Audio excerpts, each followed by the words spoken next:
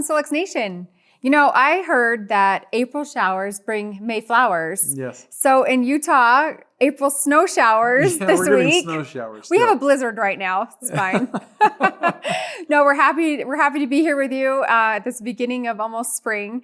And we do have a fun things for this month. The first thing is this Thursday, April 6th, we have a leadership call. Well, we did our first one in January. We did. And so we're excited to do this second one, this follow-up, as we go into the next few months to talk about things ahead of us. Some of the exciting announcements we have, including the announcements that we're going to talk about in just a second regarding this month. That's right. Now, that is going to be tomorrow, and it is at 4:00 p.m. Mountain Time. You should have already received, if you're invited to that call, you should have already received an email with the Zoom link. If you have not, and you are a gold or higher in rank, then please give us a call and we will get that link to you. There's also going to be a banner in their back office. Yes, you will have a banner in your back office if you are a gold or higher. And that banner will have the Zoom information on it in order to be able to access that meeting. Tomorrow, if you're watching this late, means Thursday. So if you're watching this on Thursday, it's today. It's today. Today's the meeting. 6th, yeah. So. Okay, so also, like we mentioned a minute ago, we do have a new incentive for April. Yeah, this is a fun one. We don't bring this one around very often. We don't. If you enroll a new QLA during the month of April, the enrollment fee is waived, barring one qualification. You have to have a qualifying order, meaning you have to buy a device and set up an auto ship.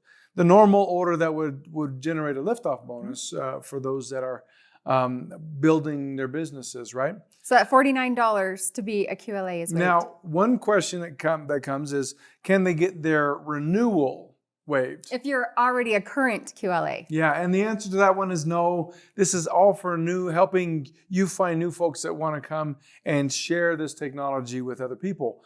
Now, if you do have a preferred customer. Yes, or if you are a preferred customer. Or if you're a preferred customer, you can call into customer service and they can help you with that process of upgrading and the details on how to get that taken care of. And that's an exciting one. That's a fun one. That is. That's good. There's more to it, though. There's more to it. That's exactly right. So if whether it's a new QLA who gets that $49 enrollment fee waived, or whether you're a new preferred customer and you don't have a $49 fee because you're just here to be a customer, and that's wonderful. And we love that. Any new enrollee that enrolls with a device and a subscription will be mailed a follow-up coupon where you get $50 off a product of your choice. Love it. There's only one exclusion to that, and that's the scanner subscription. You can't use it towards the subscription. Right. But or Solex University. Yeah. It's all within that buying environment, and Solex University is different. Yeah. Right? It's a different beast. But so that's an exciting one. That's a fun one. Those coupons are good for 30 days after you receive them, and so hopefully a lot of people will take advantage. I already know actually quite a few people, even over this first weekend. Yes. We're excited to get their coupon and get some of the things that they wanted that they didn't get at enrollment. That's right. It's great. It's a great incentive. Now, speaking of incentives, we had our Punta Cana spa retreat. What is it called? Well, we have our Punta Cana incentive, and you could earn a spa package. That's the word. It's a package. Spa package this last quarter. And so we have the list now of those who have earned the spa package. Let's look at it. Okay.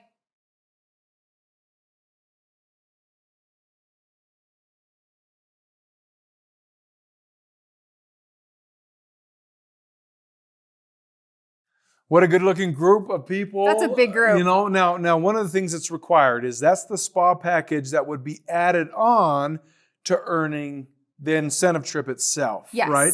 So if you earn the incentive trip, you always correct me on this. When you earn, if you're on that list. Not an if. When you earn the incentive trip, that spa package will be included. Now, if you earn a trip for one, you're going to get one spa package. If you earn a trip for two, you're going to get two, right? That's right. And so like I like to say, if you bring a guest, you don't have to share it. You can just use it twice during that trip. That'd be fun for you. Oh, my word. Or you can share it and have a nice time with your friend. Okay, so we had another incentive though. If you brought on 6 people, right? January this is kind of the double bonus sort of thing. If you go in and from January 1st to March 31st, if you enrolled 6 PCs or QLAs with an auto ship, and having that auto ship successfully processed, you will get an additional $250 bonus. Now, because we even had people enroll on March 31st, Yes. and we saw all the enthusiasm there, those auto ships won't run until April 30th. April 30th. Yes. And so let's look at the list of the people who potentially will be earning this $250 bonus.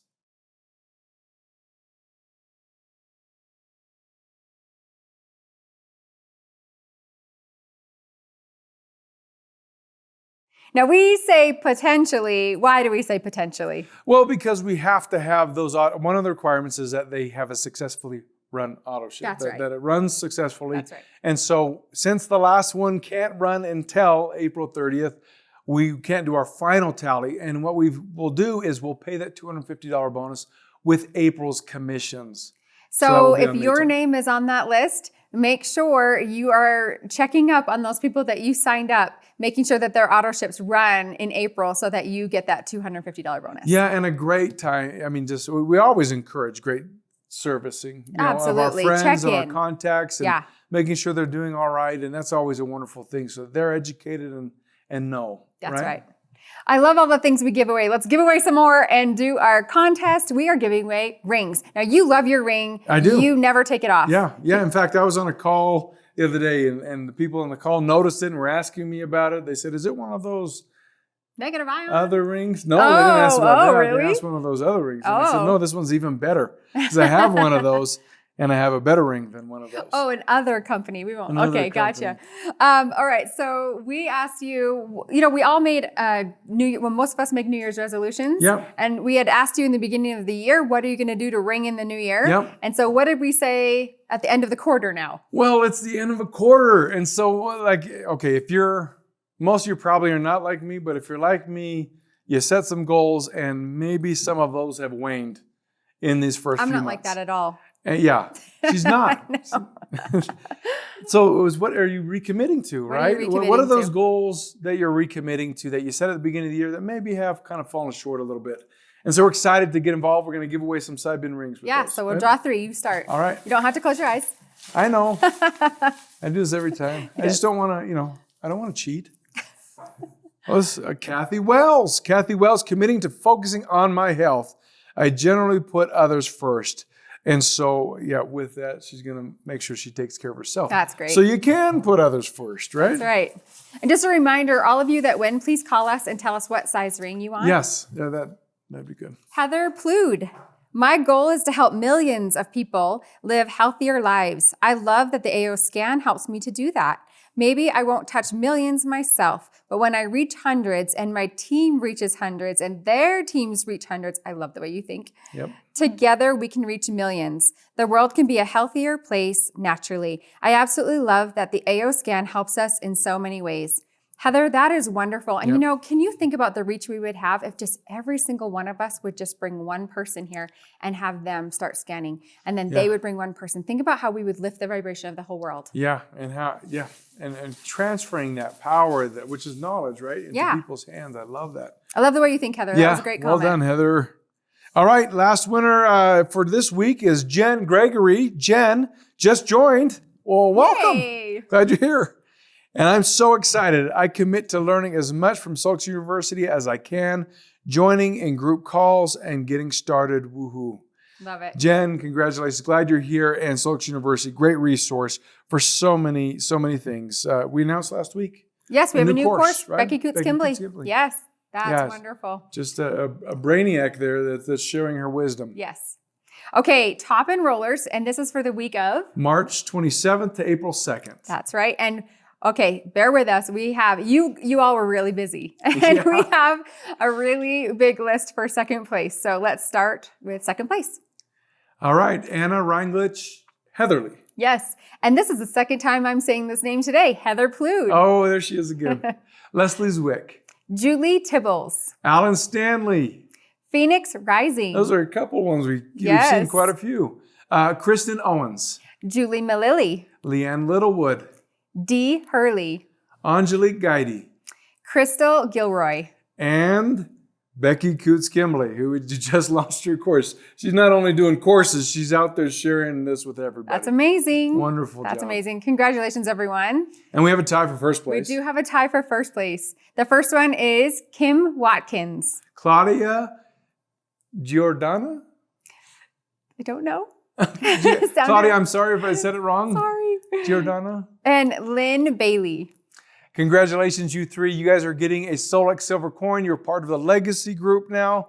And speaking of the Legacy Group, in September, when we do our Day of Discovery, our live Day of Discovery, we are going to have a Legacy Group dinner. We are. For so anybody who owns a coin. If you own a coin, you get to come to that dinner, and it's a special night, and you get to hear some things that we may be working on. You know, we throw some ideas around, and you get to, everyone wants to talk to Lauren, you get to talk to Lauren. And sometimes we embarrass him. Oh, we do like to embarrass Lauren. So please come to that dinner. That's a good one. All right, we are going to hear from Deborah Bruce today. We all love Deborah Bruce. So we'll turn the time over to her. Okay.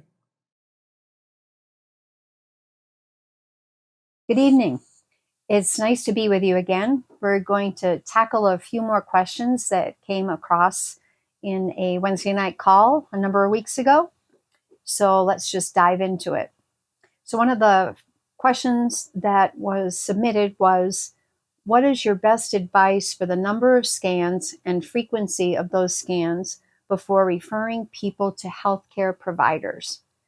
It was sent in by Sabrina. Basically, it's not my advice that matters. What it is your experience and getting to the point that you are doing what Lauren's talked about on a number of Wednesday night calls.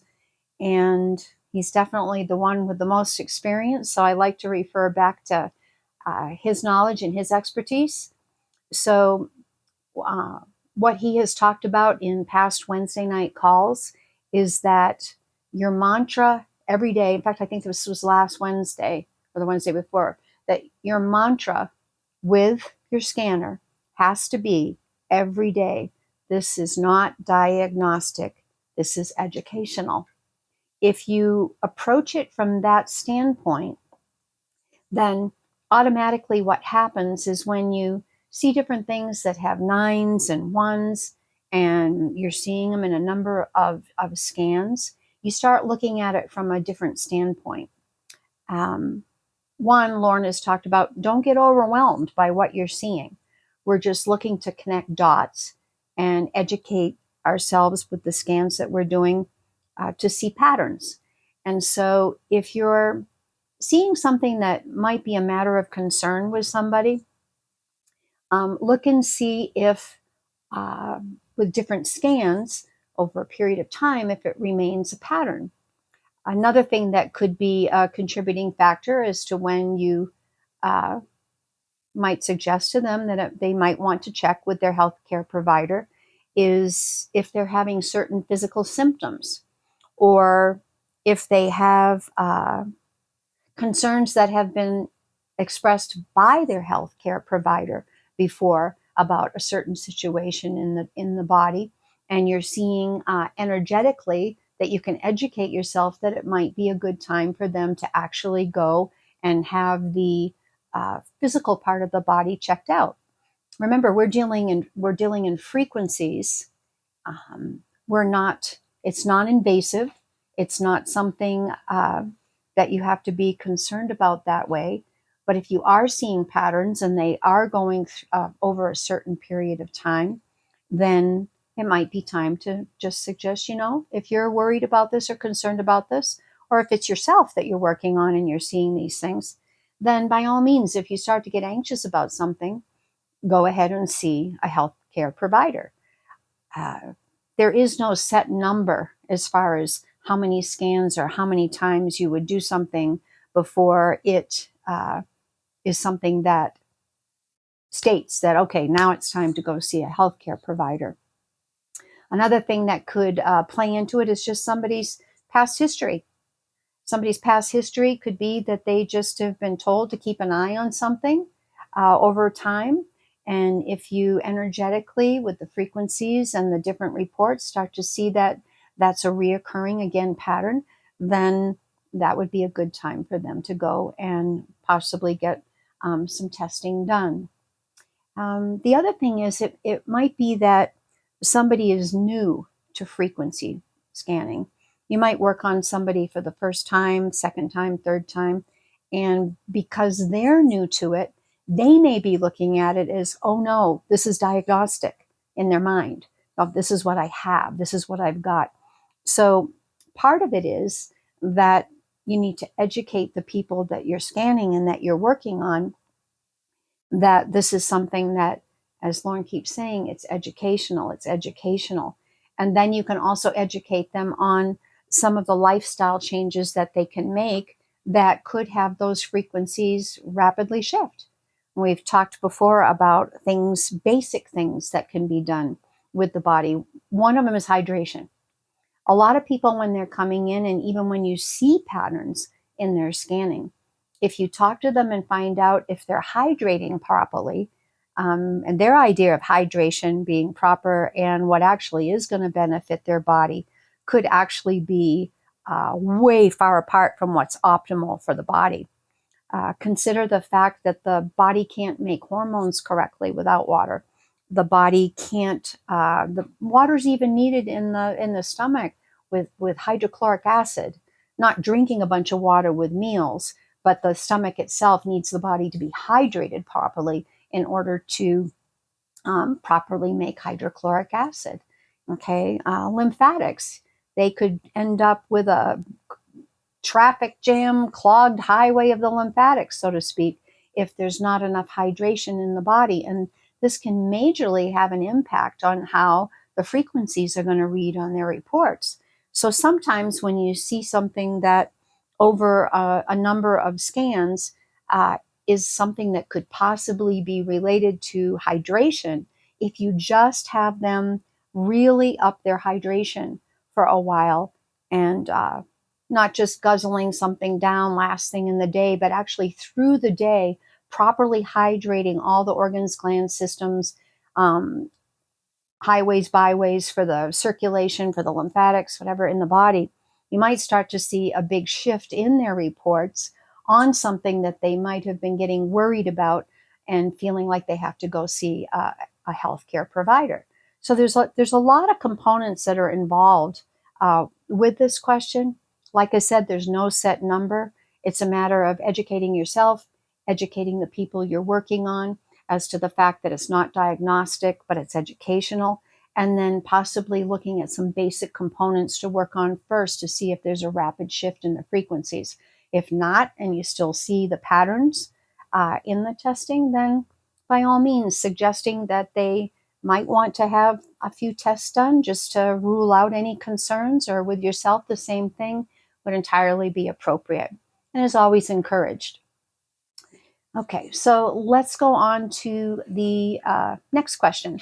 The next question was sent in, and it was talking about food sensitivities. And this has been in calls quite a bit lately. And the new course that is being offered on the gut by Becky, by all means, take that course. I have the highest respect for her knowledge and her expertise in this area. And I can tell you that that course is going to launch you to an entirely higher level when it comes to understanding your scans, connecting some of the dots as far as the digestive system goes, and even just educational as far as all the components that are involved in the body with the gut. So highly recommend look into that course. You will not regret a penny that you spent on that course as far as the knowledge that you'll gain and how it'll help you get a more advanced experience with your scanner, and also really help the people that you're working on and even yourself. So look into that course. The question, though, from this person was she couldn't wrap her head around when something goes from green to red. In some categories, she understands that the body is borrowing frequencies to help an area, but she couldn't wrap her head around how can that possibly happen with a food sensitivity. It just didn't make sense that in a food sensitivity, that the numbers could change as far as energy frequencies being borrowed, energy from a part of the body, the frequencies impacting the body where the person's brain was able to borrow energy and have that food sensitivity change number-wise. So I just wanted to express to you a few circumstances and experiences that I've had over the past few years that was where I couldn't wrap my head around it either. And so I had to just really do some research and investigation to figure it out. So one of these was with olive oil.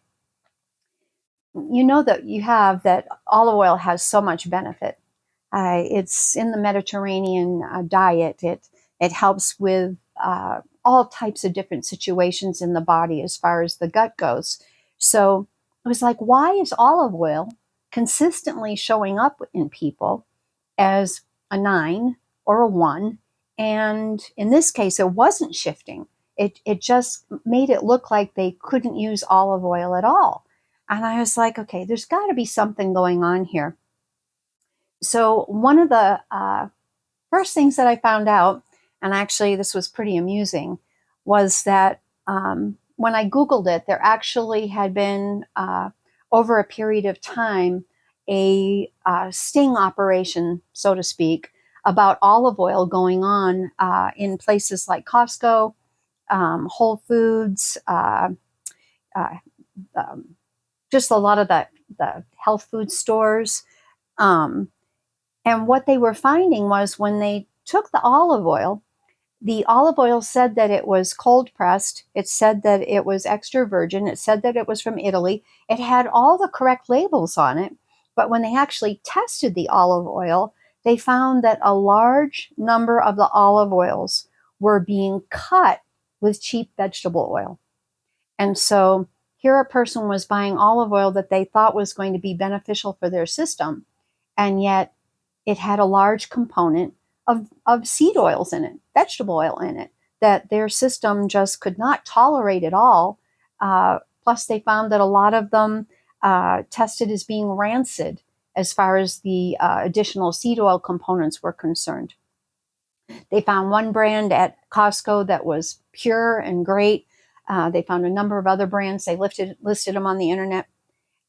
So when I had checked with these people to see what olive oils they were using, it turned out that they were using the ones that came across as having seed oils in them that were rancid.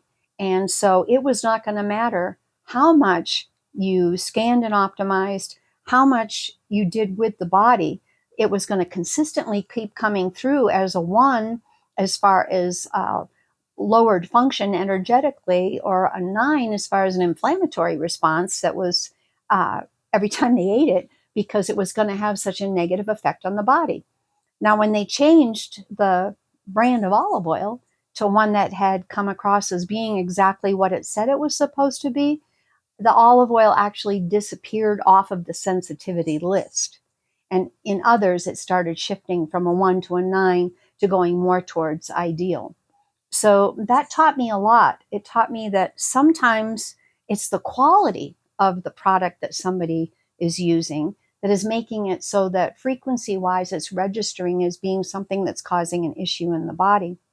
The other thing is remembering, as has been said over and over, is that this is food sensitivities, not allergies.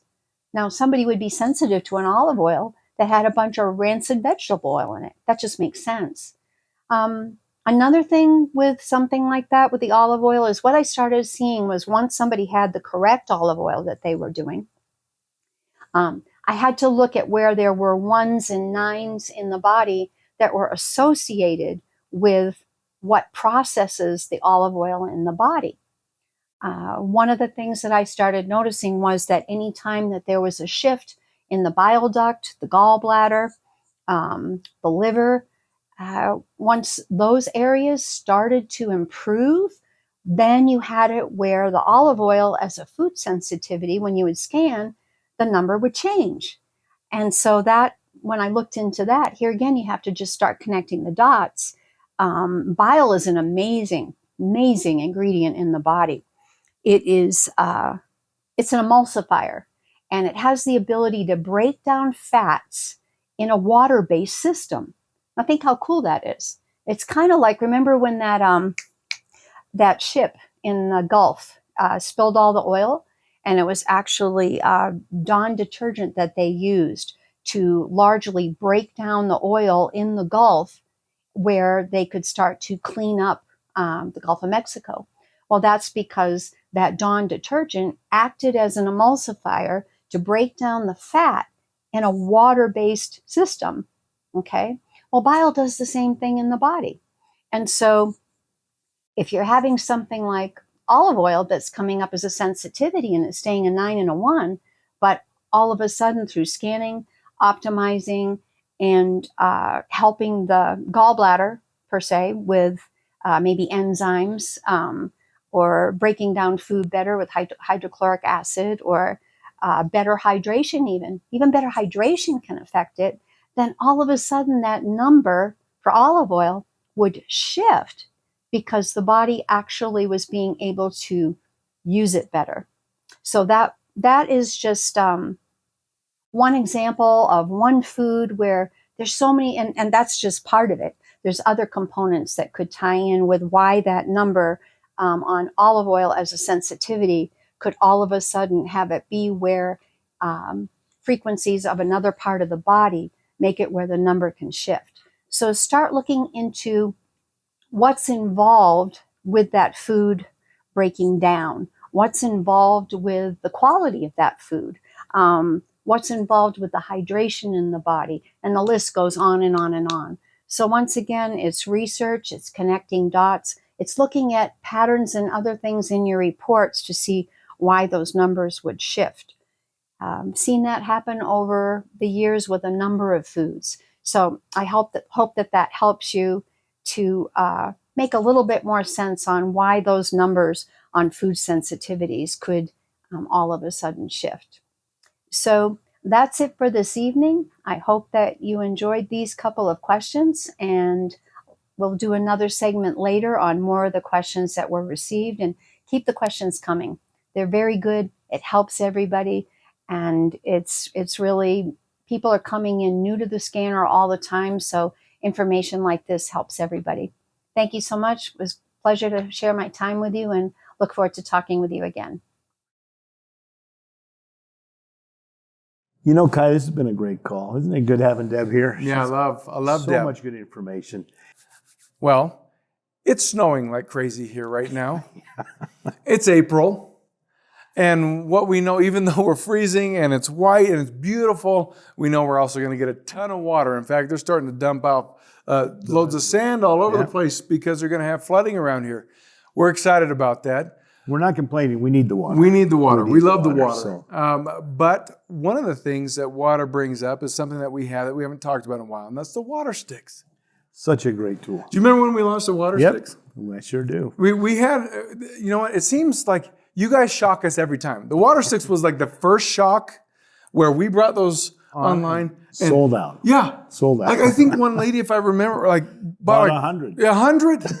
It was incredible. It was amazing. And the water sticks are incredible. They have loaded with Cybin beads, which are high in negative, or producing negative ions and far infrared energy. Yep. And as long as you keep it charged, and once a month you should kind of clean it out really good. Yeah, boil clean it in out. some water. Every couple of weeks, put it out in the daylight. Yeah. Outside of the window, right? That's right. In the natural, window won't help you. Natural light, right? That gets the negative ions recharged, and you get a pair of those when you win. So what are we going to have you do? We want you to give us more questions. You just heard Deb, the Bruce, as I call her. What questions do you have for her? List those in the comments here, and we'll get those filtered to her, right? Next week, we'll draw the names and give away some water sticks. Have a great week. See ya.